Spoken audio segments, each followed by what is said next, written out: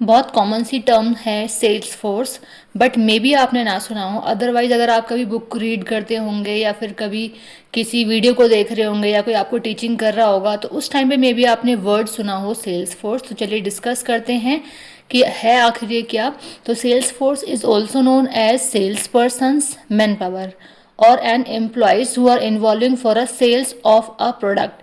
कि अगर हम किसी भी कंपनी की बात करते हैं तो ऐसे कोई भी पर्सन्स जो सेल्स मतलब किसी भी गुड्स की सेल्स के लिए इन्वॉल्व होते हैं उसको हम बोलते हैं सेल्स पर्सन्स, मैन पावर्स या फिर कंपनी के एम्प्लॉयज। ठीक है, अब आई थिंक अब आपको क्लियर हो गया होगा। तो सेल्स फोर्स का मतलब क्या है कि ऐसी फोर्स, ऐसी मैन पावर, ऐसे लोग जो सेल्स के लिए ही कंपनी में हायर किए हुए हैं, वो हमारे सेल्स फोर्स है। ठीक है, अगर हम सेल्स पर्सन कहते हैं तो एक इंडिविजुअल पर्सन है। सेल्स फोर्स की बात कर रहे हैं तो ऐसी फोर्स, ऐसे बहुत सारे पर्सन्स जो सेल्स के लिए ही कंपनी में इन्वॉल्व हैं, known as sales force. Now the second point is sales force are the persons who job whose job is to sell product और services to customers। कि उनकी जॉब भी ये है कि वो क्या करते हैं, सेल करते हैं प्रोडक्ट्स को और सर्विसेज को। किसको करते हैं, लेकिन कस्टमर्स को।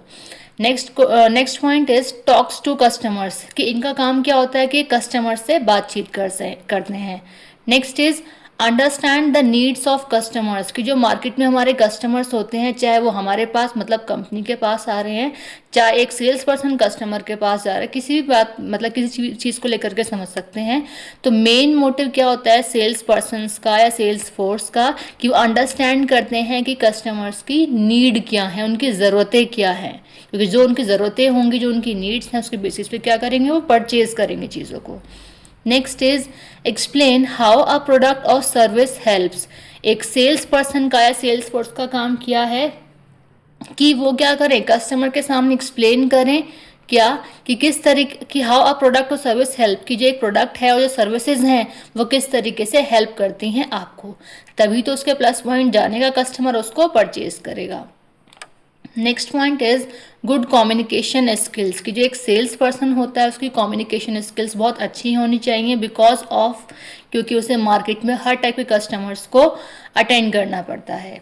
नेक्स्ट पॉइंट इज कॉन्फिडेंट या फिर कॉन्फिडेंस। कि एक सेल्स पर्सन में कॉन्फिडेंस होना चाहिए, क्योंकि जब तक वो खुद कॉन्फिडेंट नहीं होगा तब तक वो एक कंपनी को या कंपनी के गुड्स को रिप्रेजेंट नहीं कर सकता किसी के भी सामने।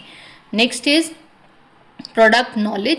कि एक सेल्स पर्सन को ऑल ओवर्स अपनी कंपनी के जो गुड्स हैं या कंपनी के बारे में, वैसे स्पेशली यहाँ प्रोडक्ट की बात की गई, कि प्रोडक्ट के बारे में उसे प्रॉपर नॉलेज होनी चाहिए। बिकॉज ऑफ नहीं पता कि जो सामने वाला पर्सन है, जो कस्टमर है, वो कब क्या कौन सी क्वेरी कर ले। Next point is problem solving skills. कि एक सेल जो हमारे सेल्स फोर्स होती है, उन सेल्स फोर्स में क्या होती है, एक स्किल्स होनी चाहिए। किस चीज़ की स्किल्स, कि वो प्रॉब्लम को सॉल्व कर सके। देखिए प्रॉब्लम एक ऐसी कंडीशन है जो कभी भी कहीं भी किसी भी तरीके से अराइज हो सकती है। तो प्रॉब्लम तो अराइज होगी ही होगी, बट सेल्स फोर्स में स्किल्स होनी चाहिए कि जब भी कभी प्रॉब्लम अराइज हो वो उसको सॉल्व करने के लिए कैपेबल हों। Next is convincing power. कि सेल्स फोर्स जो होती है हमारी कंपनी की, उसमें कन्विंसिंग पावर होनी चाहिए, बिकॉज ऑफ कि कन्विंसिंग पावर के थ्रू ही कस्टमर्स को अट्रैक्ट और कन्विंस कर सकता है सेल्स पर्सन, और सेल्स फोर्स की बात कर रहे हैं, है ना। नेक्स्ट और last point is guiding the customer towards a decision.